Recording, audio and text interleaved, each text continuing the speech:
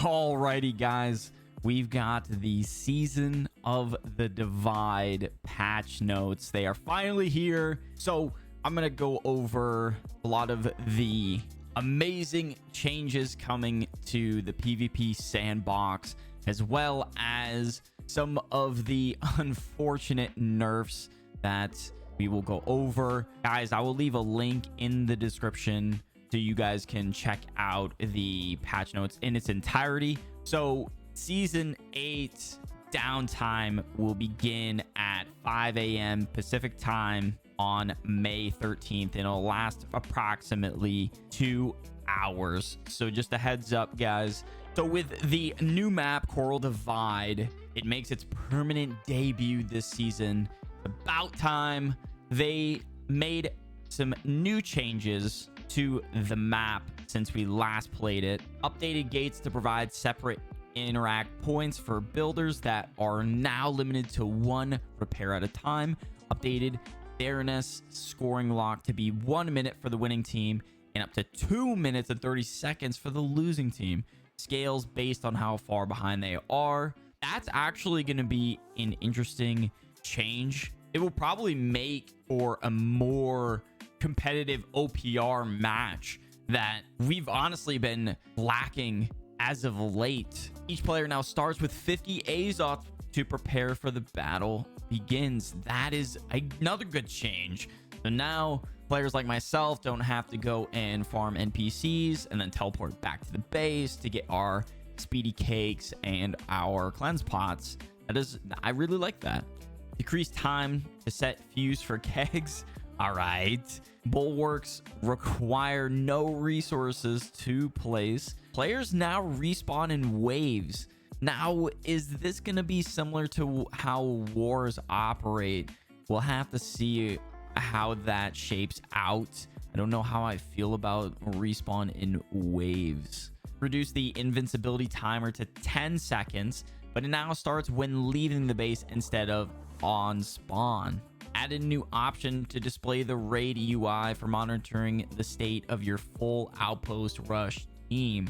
Okay, with some really nice quality of life changes. I'm already excited. This is great.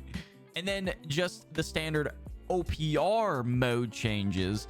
We've got in our original outpost rush map, the Soul Outpost has been redesigned to provide new ways to capture and defend the center of the map.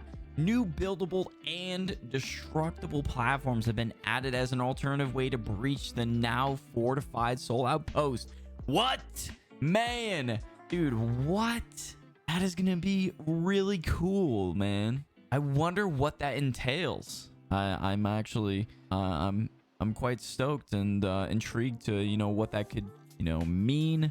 I've always advocated for something like a ladder to be built or what may have you.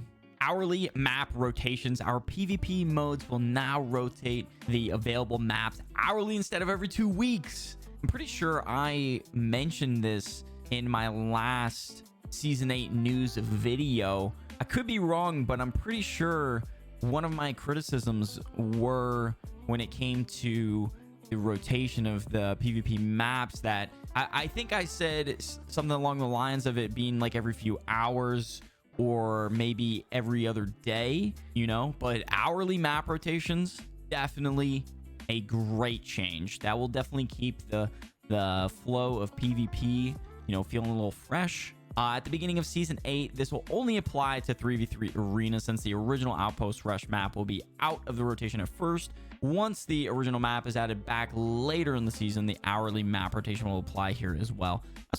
That's fair because, we've been wanting to run this new map for quite some time, especially since they showcased it to us, as well as the preview weekend that we participated in and had a blast.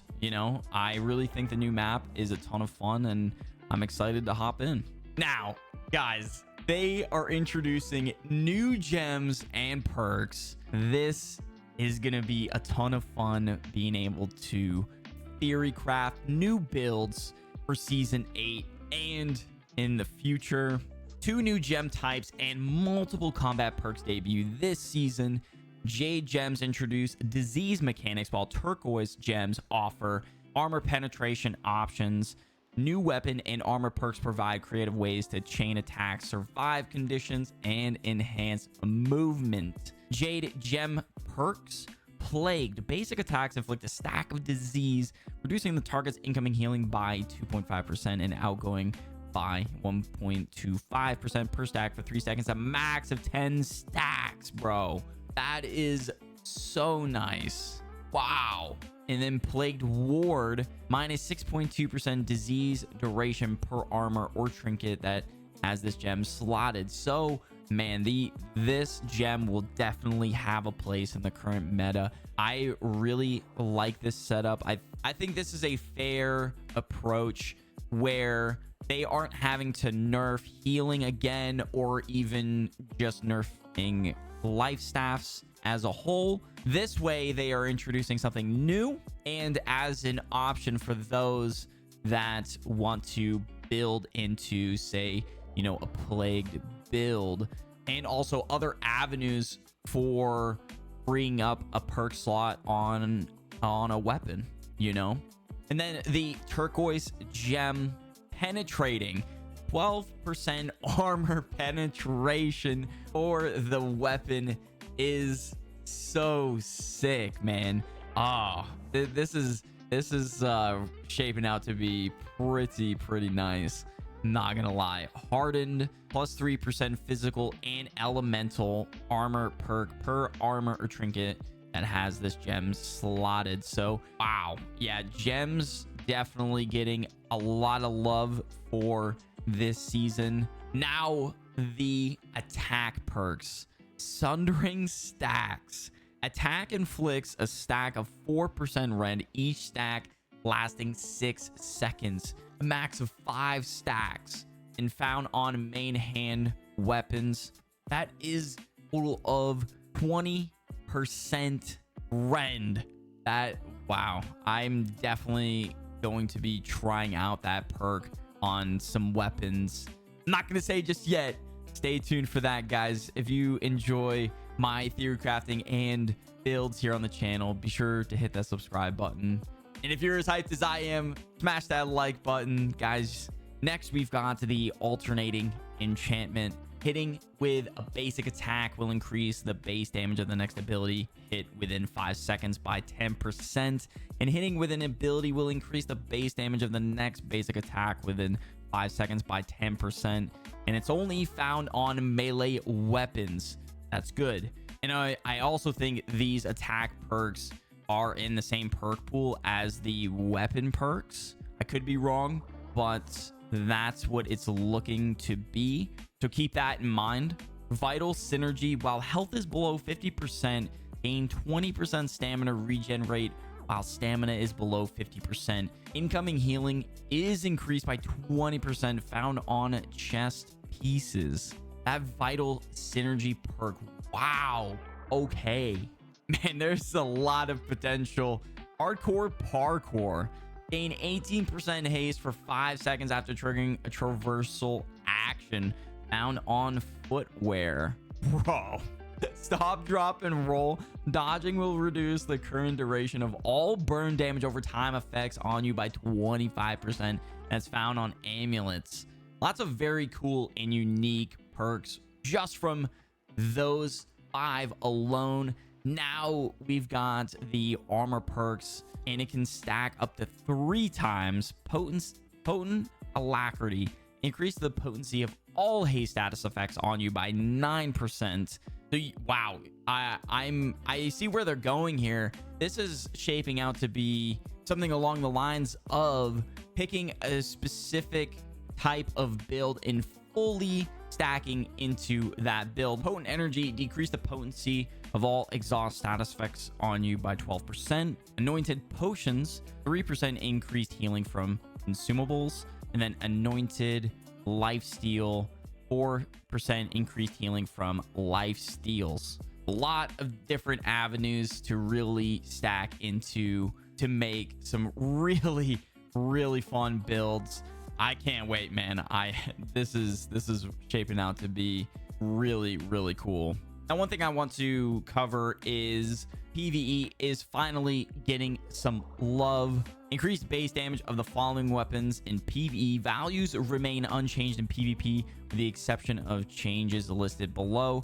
Bow has been increased by 12.2%. The musket increased by 11.5%. Blunderbuss increased by 12%. Did some additional reduction for it to be a little bit weaker in PvP to address the balance.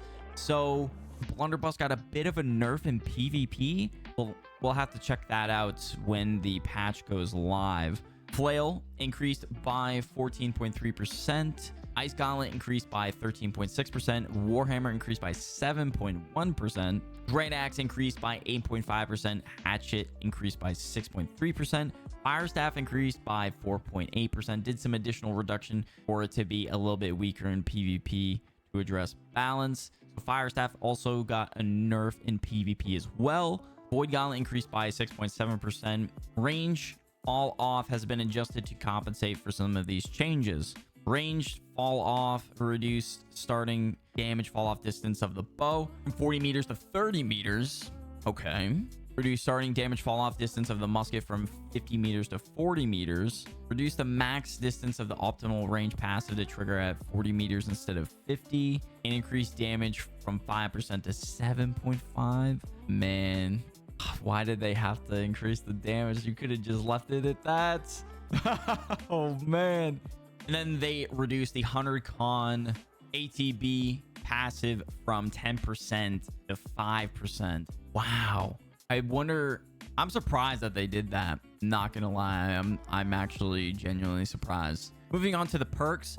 Gems Malachite Cruel perk increased power from 12% to 14%, increased other tiers respectively. Onyx Brash perk increased power from 18% to 20%. And then Moonstone, the slash ward specifically, slightly reduced power of the slash ward protection. Slash is an incredibly common damage type, so reduced the power of each tier by 0.25%. What?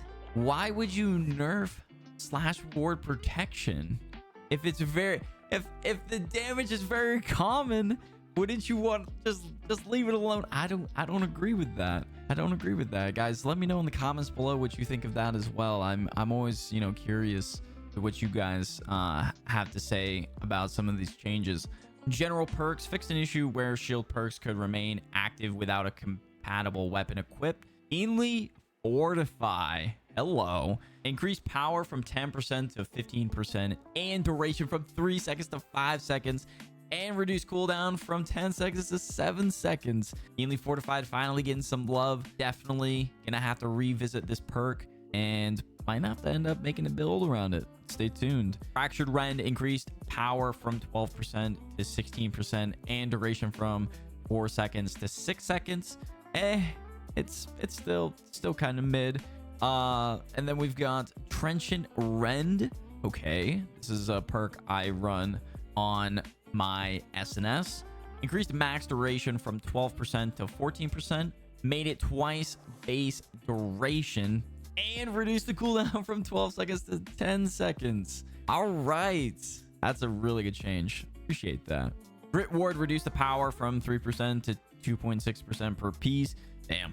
They just do not like Grit Ward no more. Sustained Infliction increased the cooldown from 1 second to 1.5 seconds. That's actually really nice. I think they saw how strong Sustained Infliction was last season. I like to call it the season of the dots. And the patch notes, they're shaping out to correct course on that meta. Desperate Empower added additional functionality that grants up to 10% haste while exhausted. Wow. Okay, guys, we've been testing out some new builds over on Twitch. I've been streaming almost every day over there. Twitch.tv/eman. Did a download in the description.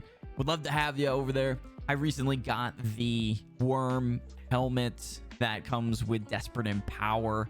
and I was trying on some of my heavy builds where it's pretty easy to exhaust yourself. So now that it's adding that 10% haste while exhausted is actually pretty cool. Hardcore parkour updated description to be more clear. Mortal lifesteal allowed perk to roll on armor, but rebalance value so they are lower on armor than they are on weapons. Added additional functionality that grants a small amount of lifesteal on hits, in additional to the existing health on kill functionality. Mortal energy allowed perk to roll on armor, but rebalance values so they are lower on armor than they are on weapons. So they added as well mortal fortification, mortal power, and mortal refreshment to the armor, and they adjusted the values accordingly.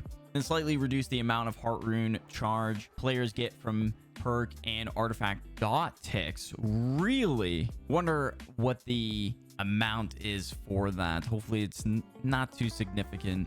Vigor increased max value from 18% per stack to 23% per stack. Wow, that is a great buff for that perk. I've always wanted to make a Jin head wrap full anti-dot build. Sustained infliction fixed an issue where the perk would not always increase and apply to dot's potency. Weapon mastery perks, Leeching Flurry reduced max values from 33% armor and then 60% on weapons to 26% on armor and then 45% on weapons. That is definitely quite the nerf. The Leeching Flurry. Enfeebling Poison Shot increased weakened duration from 6 seconds to 8 seconds. Poison Shot getting some love. Enfeebling Skewer reduced duration from 8 seconds to 6 seconds. That's fair. Leeching Cyclone reduced max value on weapon from 65% to 58%. I don't know how I feel about that. I don't think you see a lot of people even running Leeching Cyclone on the spear to begin with. That is more or less a perk you put on the armor, but I digress. Lasting Rain of Arrows added additional functionality that increased damage while further than 20 meters away. I don't know how I feel about that. I don't like that you're incentivizing people to continue to play at a far distance. You know, I like that they made it so there's finally damage fall off. About time, but hopefully it's not too much of a damage increase. Deadly Flourish added additional functionality that will cause the next hit to be a guaranteed crit. That's what's up. Giving the rapier some love. That's what we like to see. Voracious Blade reduced lifesteal from 35% armor and then 55% on the weapon to 28% on the armor and 44% on the weapon. Thank you. Yes. Reduce the dot duration extension for the 150 dex attribute threshold from 15% to 10%. Wow. Reduce the dot duration extension for the 250 int attribute threshold from 30 to 20. Oh, they're completely correcting course with the dot meta, which I really like. I think them completely taking a meta and squashing it to change up the flow of PvP going into the next season is a great change. Now this, I don't know how I feel about it. I honestly do not like this change. I'm kind of conflicted, but let's hear them out. Illegal perk combos. Named items with illegal perk combinations have to receive some balance changes due to some perk combinations being so strong that it makes it harder for other items to compete. Frigid Dawn set in the Dune Uplantula. I probably butchered that, but I wanted to give it a shot. Footwear reduced the, pretty sure that's supposed to say efficiency, of the Enchanted Ward and Elemental Aversion perks on these items by 15%. Wow, that's a pretty big nerf. And then Serenity and Venom artifacts reduce the efficiency of the Trenchant Strikes and Trenchant Crit perks on these items by 10%. Now, to what extent are these nerfs? Is it a baseline 10% for Venom and Serenity, or is it 10% of the, for example, the 23% to Trenchant Strikes? We'll have to see. We'll definitely check out the tooltips tomorrow. I really hope it's not like a baseline nerf of 10%, because it could really be very strong nerf. I get that it's an illegal perk combo and whatnot, but I don't think it was so strong that it was keeping other artifacts in its category down. And my argument for not nerfing these weapons is these are artifacts. They're supposed to be powerful. They're supposed to be unique. So, like I said, we'll have to see with the tooltips coming tomorrow. I am conflicted on this change. Let me know what you guys think in the comments below. And then moving on to consumables. Consumables with shared cooldown categories have been updated. Previously, all consumables went on the cooldown of the item that was used, which resulted in items going on longer or shorter cooldowns than intended. Now, when players use a consumable with a shared cooldown category, all other items in that category will go on 80% of their base cooldown. This 20% cooldown reduction for shared cooldown categories does not stack with any other cooldown reduction source. That is a great change. I'm so glad that they did that. Increase the regeneration serum back to be 25-second duration. Increase cooldown to 40 seconds. Increase the healing values to account for the duration changes and the shared cooldown functionality, and reduction adjustments from 300 to 400 health per tick, and from 0.8% to 1.1% of max health per tick. Consumables, Desert Sunrise, increased power from 17.5% to 25%. Wow. Yeah, Desert Sunrise is definitely going to be a massive go-to. I mean, it already has been, especially during Season 7, Season of the Dots. If you weren't running Desert Sunrise, you definitely noticed it. Moving on to some artifact changes. The Wall added additional functionality that slightly reduces stamina regen by 10% while equipped. Chromatic Ward perk updated, so now has 13% elemental damage reduction and 10% elemental armor. Butcher reduced power from 33% to 25%. I didn't think Butcher was that strong. That's a very interesting nerf. I don't know what prompted them to go with that. Survivor's Coat reduced stamina gain from 50 to 20. And then Inferno fixed an issue where conversion gems could be slotted into Inferno even though they were not functional. Player can no longer slot non-functional conversion gems into Inferno. Existing and non-functional gems can be replaced. That's a great change. I fell victim to that. I was like, oh my gosh, I can split gem the Inferno. This is gonna be amazing. This doesn't work.